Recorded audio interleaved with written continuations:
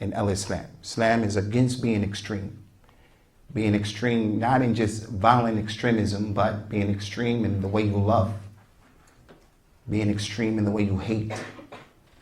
Being extreme in praying and worshiping all the time.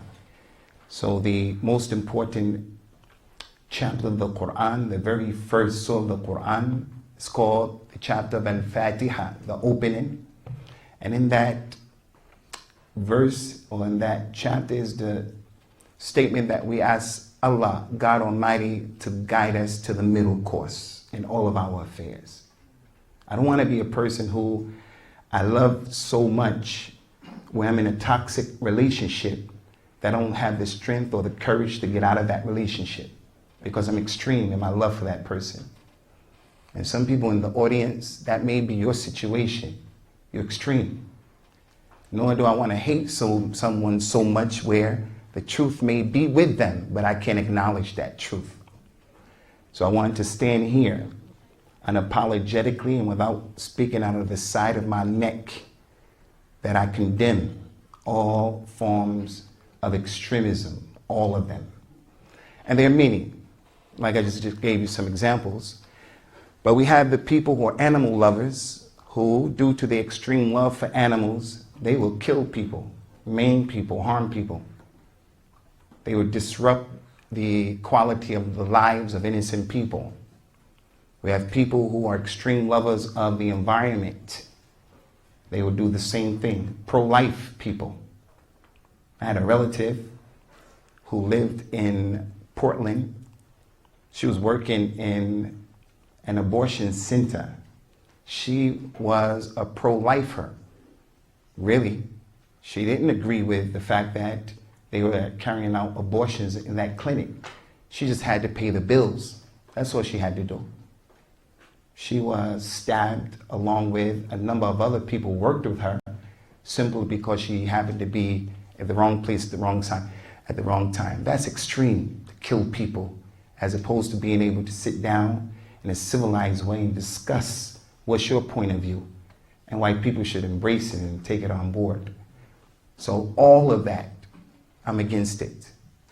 Some people would like for us to just talk about these issues that we can relate to, but another form of extremism is the extremism of the way our government goes into Africa, Latin American countries, and topple those governments, kill people and change people who have been democratically elected, and they represent their people. Economic extremism. I'm against all of that. But the main point that I want you to focus on here right now is, I'm here to say that we have some extreme Muslims. They give ammunition and they give fodder to those forces that keep Islamophobia moving. And we're going to come to those issues. I can't fail to mention the extremism of the police in this country. I haven't been in America for a while. I come here 3 to 4 times a year. But due to the smartphones and things like that, we all see what's been going on for a long time. I accepted Islam in 1986. And when I accepted Islam, one of the things that led me to that was the police beat me up for something I didn't do. And they could have left me for dead. But Allah blessed me and gave me life. And this thing where they stop African American people and shoot us down like dogs in the street, that's extreme. I'm against all of that. All of that. But as it relates to the extremism from my brothers, some of my sisters, especially in the UK and in Europe, I want to make it clear, I don't condone it. Because I don't want you to conflate what I'm about to tell you and you misunderstand that I'm in support of any form of extremism. I want to share with you guys a personal experience that happened to me recently, and I want to make a point with this in addressing this topic and speaking to your minds and your hearts. Because I have to thank all of you guys for coming here, giving me an opportunity to have this forum where you can get the narrative of who I am from me. I don't want anyone who's a third party telling you who I am. And as a result of that, you don't like me. You don't even know me, and I don't even know you. But you may read or you may hear in the media or from someone, a third party, he's this and he's that. And as a result of that, you don't like me and you know nothing about me. So I have to thank all of you guys for that opportunity. And I know some of you are here for extra credit. I know that. Some of you are here for extra credit. But nonetheless, I'm happy that we're getting this opportunity to have this discussion. I travel quite a bit in the UK doing the job that I do. And when I came from one of my trips, I was really tired. And I was rushing to get home to my newborn baby and my lovely wife and the rest of my family members. There was a white homeless man who was sitting on the wall, against the wall, and I didn't even see him. He was invisible to me, although he was in my immediate path. And that's what happens with the downtrodden in our society. They tend to blend into the landscape and we don't see them until something happens. As I was passing by that guy, he said to me, "Excuse me, brother, can you spare some change?" I don't know what it was about the guy. Was it his voice, the way he said that? The fact that he called me brother and he was white? I don't know what it was, but he caught my attention. So I went in my pocket and I gave him the change and I said to him, "What are you doing here? What's your story, man?" He proceeded to tell me, while taking out his wallet, that he was a professor at Cambridge University, prestigious university in the UK. He showed me his driver's license. He showed me his national insurance card in the UK. And he showed me his ID at Cambridge University so that I would believe him. And I did. I had no reason to not believe him. He said that he went with a number of friends of his one Sunday morning. They were playing rugby, and he was tackled by 3 of them, and he hit the back of his head violently on the ground. As the day went on, he became concussed, and his concussion exasperated. Some time went by, he started to develop mental issues. He started to hear voices that were making suggestions to him. Suggestions that he should harm his wife and his 2 children. He said that ultimately his wife walked out on him and left him. And he hadn't seen his children for a year. And then he told me, and pop goes the weasel, here I am. When I heard his story, I felt sorry for him. I had empathy for him, sympathy for him, but I was down on myself. I was disappointed in myself because I judged that guy. When I saw him, I thought he was a lazy, shiftless bum who didn't want to get out there and work. But when I heard his story, it resonated with me, being a father, a new father at that, having a lovely wife, being a family man. I said, wow, this guy from that, he's homeless. So I said, when I went home, I think that we, as a result of collectively the society that we live in, it's as if we are hardwired to dislike people who are not like us. We have this xenophobia where, because people are different from us, we don't like them and we don't want to get to know them and we don't want to have exchanges with them. Because I consider myself to be an open-minded person. I consider myself to be a person who I'll judge people after I get to know them. But I judge that guy. And I'm the worst person who should be judging people, being an African-American Muslim who suffered from Islamophobia and who suffered from racism. You people in the audience, women, you guys are second-class citizens in the minds of some of the most powerful people in this country. So how is it that you can allow yourself to be a racist towards other people? And you are the direct recipient of racism. I used to come to a hotel in San Diego where some Hispanic people were responsible for that hotel. They made it their business to make me feel like I was not wanted here in that hotel. And we wound up changing that hotel on this visit because they had blatant racism. My wife, Muslim lady, dresses with a black dress. Not only does she have a black thing on her head, but she wears a face veil with gloves. And I know that is not something that is common around here, but that's what I choose to do. She dressed like that before I married her. So why is it that when you see her, you think I made her do that? She was dressing like that before I even knew her. Which brings me to another incident I want to share with you guys about how this is a problem of judging people. I live in a city in the UK called Liverpool. It's known for the Beatles. It's known for the Liverpool soccer team football club, Mo Salah, my man Sadio Mane from Senegal. It's known for the Titanic. Everybody is in Liverpool, and just like we have in this room, all of this diversity that exists in this room, Liverpool is like that. Everybody is in Liverpool from everywhere. In my mosque, we have 5,000 people who come to our Friday prayer. We have over 65 different ethnic groups in my mosque. Anyway, I'm walking with my wife in the city center of Liverpool, and she's window shopping. I don't want to be stereotypical, but I think all women have that disease of window shopping. So I was protesting, as I've always done since I was a little kid, because my mother used to go window shopping. I was dragging my feet, and she was in front of me. And it was St. Patrick's Day. And we were in an area where there were a lot of pubs or bars where Irish people drink. So my wife was way up there about where the professor is from where I am right now, distance-wise. Guy at the pub screamed out and said to my he screamed that out. He didn't see that I was with my wife. So the coward said business.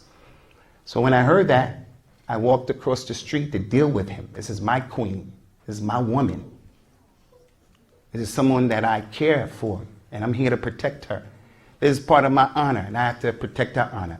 But I wasn't going there to be violent. I went there to do what we're doing right now, to educate, to raise his level of awareness and consciousness. So I say, hey, that's my wife. What did she do to you? And he could see that he didn't really want to deal with the husband. He didn't want to deal with that. So I started talking to him. I said, my wife is from Brooklyn, New York. Brooklyn, New York. She's never been in Iran. And she has a PhD in chemistry. He didn't look like he was a professional or anything like that, not to judge him, but I'm schooling him. It's ignorance for you to say something like that. It's the furthest thing from the truth. So being that he was at this pub with the Irish shamrock and all that stuff, I said to him, where you from, Ireland? He said, yes.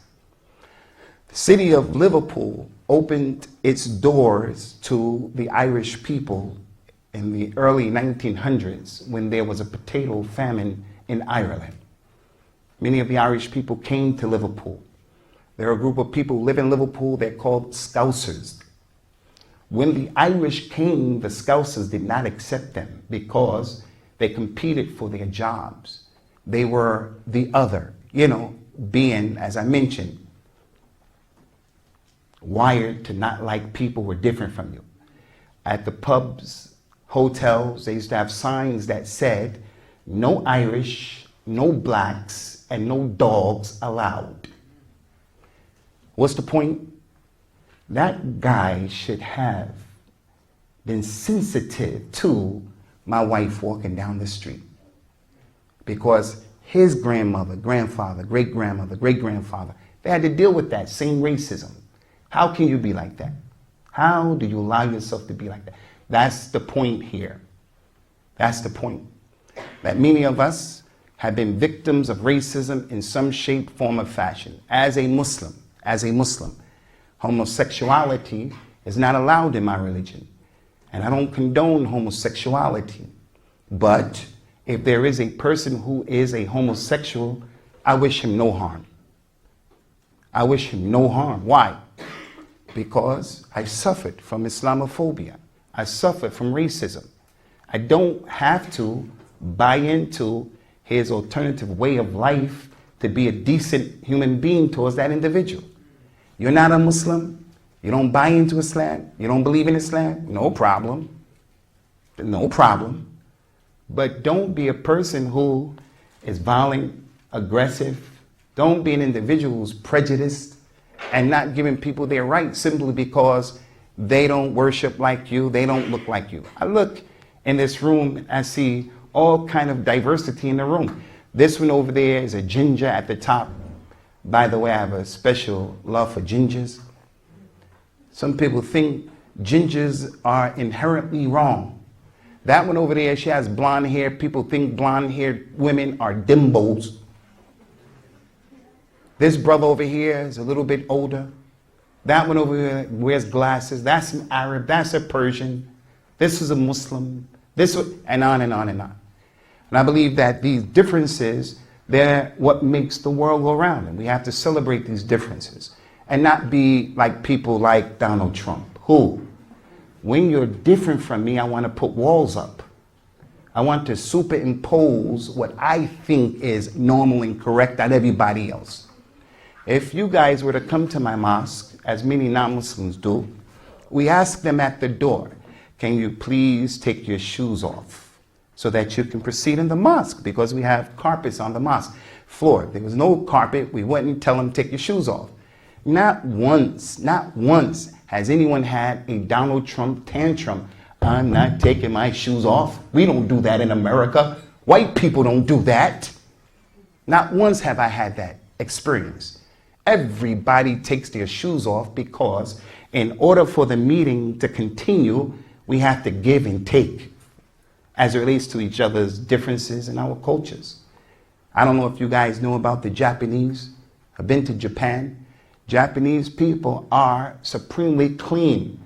And like Muslims, they ask you to take your shoes off at their homes when you come to their homes. If you stand at the door of the Japanese man's house, your host, and you throw a Donald Trump tantrum, you'll never get to enjoy his cuisine. You'll never see how he lives. You'll never get to know the guy because you have that small mind of you're correct and everybody else is wrong.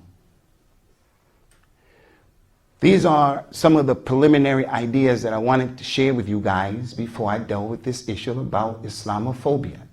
And I sit here as an expert on Islamophobia because I suffer from it. And many of my brothers and sisters, and I'm not crying wolf, and nor do I see myself as the poor bunny rabbit, but it is the reality. It is the reality. I travel, and when I travel, I'm always the random guy that gets stopped where they say, get out of line and come over here. And then they pat me down and sometimes take me in a room. I get stopped when I go to Canada and I get delayed 16 hours, 18 hours. One time I went to Canada about 6 years ago. They ultimately let me in, but they always make it difficult. I went to Canada, they stopped me. They brought about 7 African-American Marines. They were these big, giant gorillas. They were big, and they meant business. And they stood around me, and they said to me, we're going to take your biometrics. I said to them, you can't do that. This is my civil liberties. You can't do that. I'm an American citizen. The white sergeant said, so we got a smart nigga here, huh? He said that was 6 African-American Marines, but they soldiers. They just got to do what they have to do. So they proceeded to take my biometrics, my DNA, all of my tattoos. They pictured me. They took my fingerprints. When I complained to the State Department, nothing happened. Why? This is what we do in the war on terror. I don't have anything to do with terrorism. What are you talking about? And there are other people here who have to suffer from that. A person wants to become an American citizen, the Home Office and different other departments in this government will give you a hard time if you're a Muslim, if you have a certain name. So it's something that regular people or Muslims are suffering from. And we'll come to that. How policy and politicians are part of the problem of Islamophobia. And it's a reality. It's like some of you can't relate to how African Americans get shot because of a small traffic violation. He just has a tail light. It's not working. Shouldn't lose his life for that. I can't imagine it. In one of the hotels I stayed in, first time it ever happened to me, 2 police cars came and they started dealing with a situation. I stood there up on the balcony of the hotel. I said, uh-oh, I think someone's going to get shot and I'm going to witness it. It was a bit surreal. I took my phone out to record it, but I didn't want the cops looking up at me. I didn't want any trouble. So I didn't record it. I did it real quick. I have the video right now, but I was afraid. Some of you can't relate to that reality because if you get stopped, when the police come and he sees you, you don't have any, you're not a threat. I can lose my life if I go to take my glasses off, if I go to get my license out over an infraction that's very small. So as a Muslim, I have these same issues. And innocent, regular people in this room have those same issues. So as it relates to the issue of Islamophobia, people today, unfortunately, they equate and they associate the religion of Islam with terrorism. Islam is synonymous with terrorism. And a Muslim is synonymous with being a terrorist. And as a result of that, it becomes justified in the minds of some decent people to be prejudiced and racist and to behave towards Muslims and our religion in a way that's ill-informed, inappropriate, and it's not fair. There are some factors and some variables that lead to that. Many. I deal with just a few, and I choose these few because I want you to be aware. At the top of the list, the media, guys, is a big problem. You know, many of us, some of you guys in this high institution of higher learning, some of you are really good students. 4.0 grade point average. Some of you are really good students, and you even find studying easy. That doesn't mean that you're smart, though. But some really intelligent people academically, they can analyze things. This lady is sitting in our audience and she is beautiful. She's a beautiful person. Physically, she is a beautiful specimen of a human being. But in her mind, the media told her beauty is Kim Kardashian. And she measures herself physically to someone like that or whoever is, the flavor of the month from these entertainers, and we think that they're happy. Media is a big problem. It has a person being a consumer, and he or she purchases things they don't know why. Why do you want an iPhone? Because everybody else has an iPhone. Why do you have to go to the crack house? The crack house is Starbucks. Why you have to go to the crack house? Well, I think it's cool to be seen with this Starbucks coffee, so I have to do the Starbucks coffee. If you like that and you think it's worth all of that money, I'm not judging you. I'm just saying we shouldn't be democratic because my mother was a Democrat. My father was a Republican. No, you should make decisions based upon being informed. That's the point. Why do you not like black people? Why do you not like Latinos? Why do you not like Muslims? The media. The media is not fair as it relates to the way the media reports on us and others, especially white people. I am not a racist, but I just want to call it and say how it is. If something were to happen with a Muslim, as these things happen all over the globe, as soon as it's known the ethnic group of that person and his religion, right away it is reported as being a terrorist act that took place. Regardless of what happened, as long as he's Pakistani, he's Arab, he's from the Muslim world, has a Muslim name, right away, before the details come out, the media says terrorism. Whereas, if a white person were to commit a crime, And it could be a crime of terrorism. It's not reported as that until later on. And then sometimes it's not even reported as that at all. They use this thing about if a white person were to do something, he was a lone wolf and he had mental issues. And yes, he has mental issues. To do what he did is a problem. But some of these Muslims, like that young boy in Miami, Florida, who was an admitted homosexual, that doesn't take him outside of the religion. He was a party animal, that doesn't take him outside of the religion of Islam. He wasn't practicing the religion, he wasn't practicing, but he just had issues and problems. So one day he went to the club, he opened up fire and he killed everybody, he killed a lot of people. I think you know about that situation. When they reported it, they connected that guy with Qaeda, and he had nothing to do with any religion. It was just that his background. So they connected all the time with our religion, all the time. Whereas some of these people, Muslims, they snap like some of the white post office workers or ex-workers who go and they have an axe to grind with their co-workers or their bosses. They snap like those people snap, but the narrative is reported in a different way. So the media has a lot to do with the problem. The media is underplayed. I was in London a long time ago when I first went to London, when Timothy McVeigh blew up that building in Oklahoma. I will never forget that the London, the UK newspapers, the main ones, they had a whole front page picture of a fireman holding a lifeless baby who had got caught in the carnage. The baby was dead, finished. And they had in the caption, Islamic terrorism. Timothy McVeigh did that.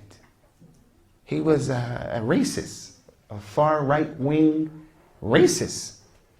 As time went on, they realized the mistake that they made, but they never retracted it. They never made it right. But this is the point that I'm trying to make. So it's underplayed when it's a non-Muslim, and anytime a Muslim does a crime, he doesn't do it because he's trying to make a statement. He just snapped. He has issues. The media makes sure that the regular Tom and Jerry, Ahmed, Bakr, and Zayd from the community, they're going to make sure that what is in the minds of the people is these people are Muslims and this is their religion. Another factor that's really important are the politicians. The politicians and the policies that politicians pass. And the example that I'll give is Donald Trump, guys. The last problem that happened in England, in London, and I know the daughter of the man who killed those people in London. I know the daughter of that man. She's a friend of my wife. What he did had nothing to do with his daughter, has nothing to do with me. After it happened, Donald Trump right away tweeted right away. This is the reason why we need to hold on to preventing Muslims from coming into our country in America. London, we're 5 hours behind the East Coast, 8 hours behind you guys. Right away, when it happened, he tweeted, this is the reason why we shouldn't allow these Muslims into our country. But when that kid, Dylan Hook, went into the church of those African American people and he kicked open the door on that Sunday morning and he shot in cold blood some senior citizens who were in there worshiping Jesus that the killer believed in. 9 people. It took Donald Trump 2.5 days to respond to the situation. Domestic terrorism. But the media didn't call it that. The media, because he was white. It wasn't terrorism. And the president didn't say anything about the issue. And it happened right here on our soil. And this is just a small example of the many examples of this that happens all the time. And what really blows my mind, and it's a bit upsetting, is that a lot of intelligent people from just the regular good, decent people in this country, we fall into this trap of buying into what the media is saying, what these politicians are trying to do. There are more parallels that run and exist between myself and you people then there are differences. Yes, I dress differently than you. I'm a male, you're a woman, I'm much older than you. I don't see as good as you see. My education was different than yours. We have some differences. As I told you, we celebrate that diversity, but we have more things that are in common, more things that are in common. I had a baby recently that I'm over the moon about that baby. The professor has a baby as well. I love my wife, he loves his wife. I don't want to pay taxes, he doesn't want to pay taxes. I have a bald head, he has a bald head. And we can go on and on and on. There are some differences that exist, for sure. But it's those differences that make the world go round and make it a colorful place and an enjoyable place. We're all looking the same, doing the same things. This would be a boring place and it would be a problem. So the media and the politicians, big problem for us Muslims. I told you that I live in the UK. And to be perfectly honest, I don't totally have my thumb on the pulse of what's going on in America because I live there. Although I feel like a fish out of water, that's my reality. I live there. But I know a lot of things that are happening here as it relates to the Muslims. Muslims from the UK want to travel here to visit their relatives, but just because they're Pakistani, they won't allow them into the country for no reason. British citizen. It's just that they don't like his name. And that's policy. That's policy. The money that is given to counteract Islamic extremism, it's a lot of money that's spent around the globe. But the money that's spent in order to deal with the far right-wing extremism and racism, it's just a drop in the bucket. Double standards. It's a big problem for us. So in regards to the issue of Islamophobia, I don't want you to be an individual who doesn't realize that you are hardwired to not like people and you don't even know them. You didn't read their book. You didn't read the script. You didn't see the movie. You just don't like him. He just doesn't like you. And you wouldn't like people to deal with you like that. You wouldn't like people to deal with you like that. So you shouldn't deal with people who are different from you in the same way. Which brings me to the other issue that is really serious. And that is the issue of ignorance, another variable and a factor as to why this Islamophobia is on the table. You know, as Muslims, we respect people of all religions, even if we don't buy into those religions. Not just Christianity and Judaism, two religions that have been mentioned in our book and our religion. Muslim men were allowed to marry Christian women or Jewish women. We're allowed to do that.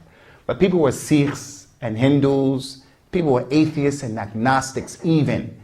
In our religion, we have to respect the individual. Can't force people to take your religion. You know, they tell people that Prophet Muhammad, peace be upon him, Islam spread because he was killing people indiscriminately, forcing them to embrace the religion. That's another tool that the people used for Islamophobia a long time ago. Be afraid of Islam. And as I said at the very beginning, unfortunately, we have some crackpots in our religion, really extreme people, really, really extreme, who give people the thought and the ammunition to believe in this nonsense.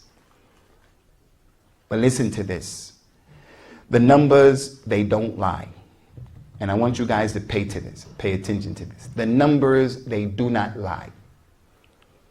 It is a fact.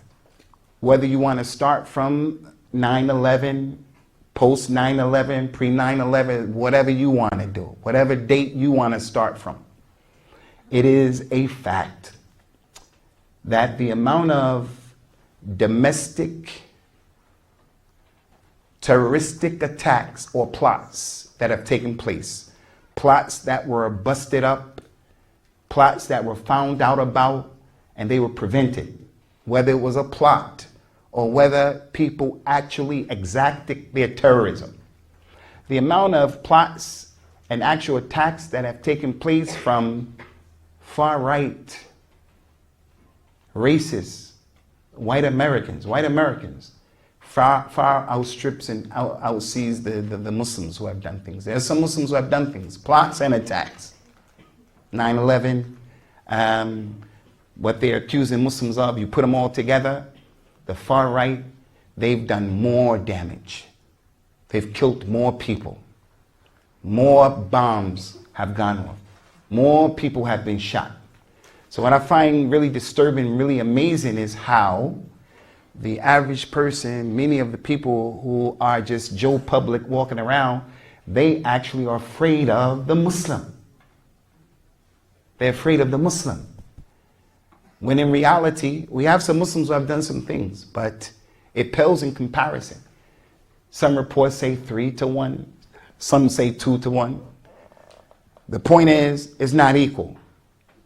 White males have killed more people and done more terroristic attacks here on American soil than Muslims have.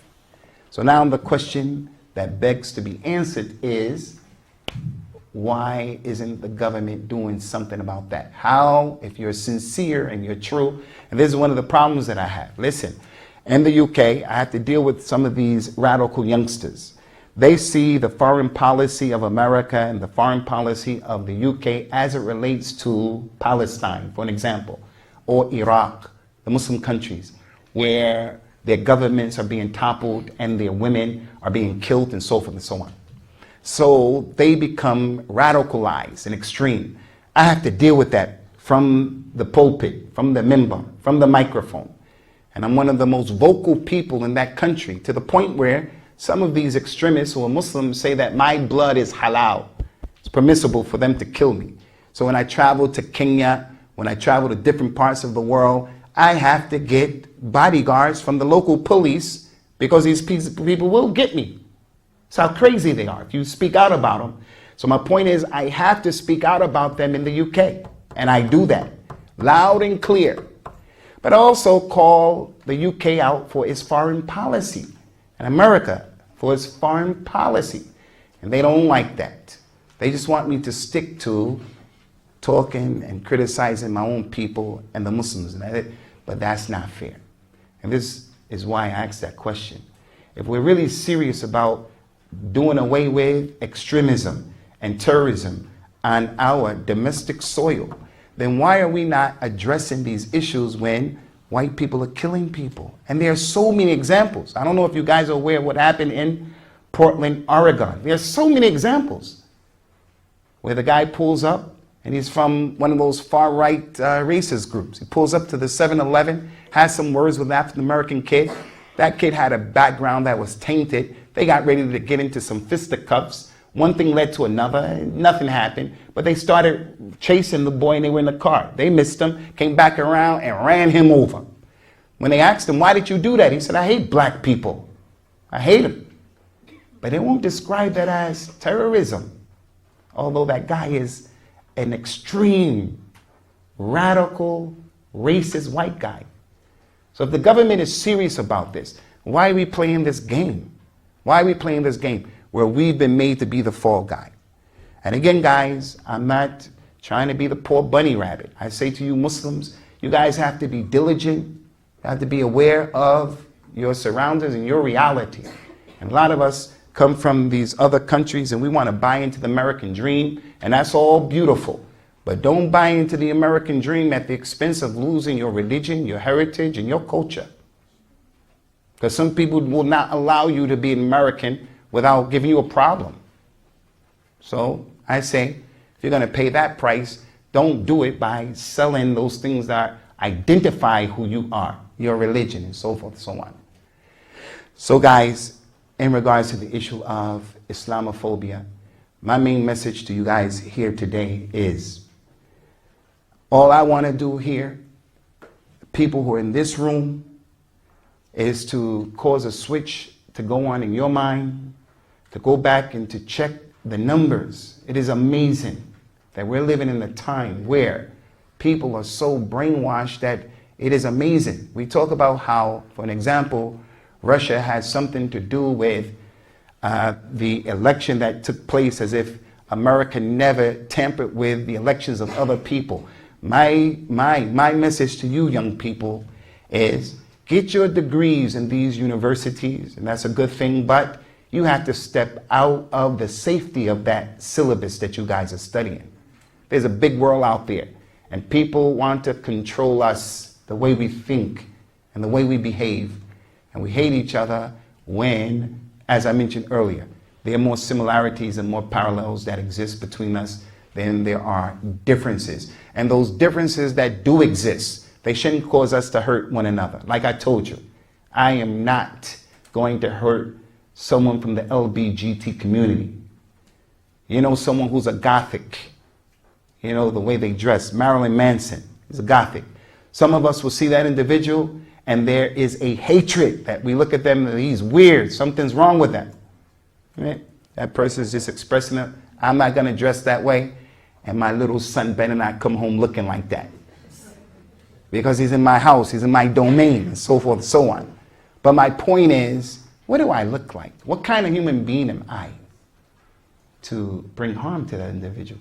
Or to judge them to the degree as if I know them. I never said a word to them. They look different. They look different.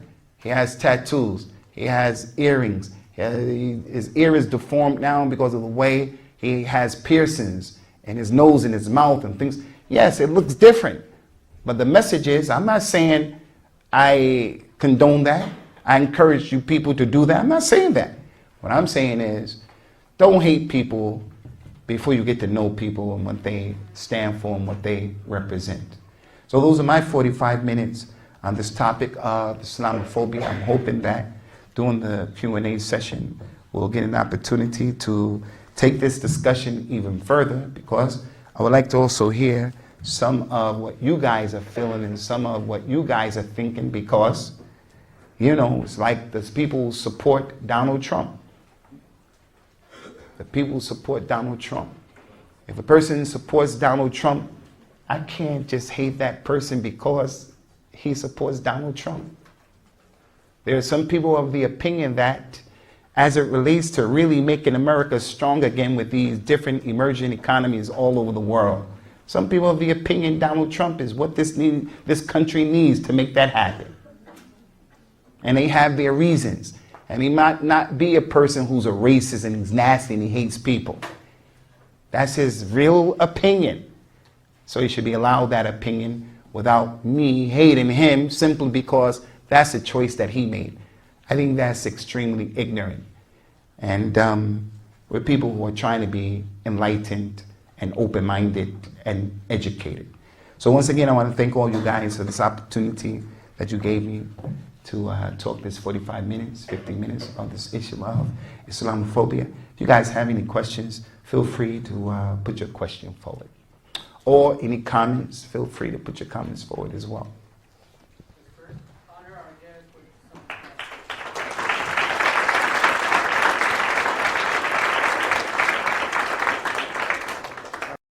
ومن أحسن قولا ممن دعا إلى الله وعمل صالحا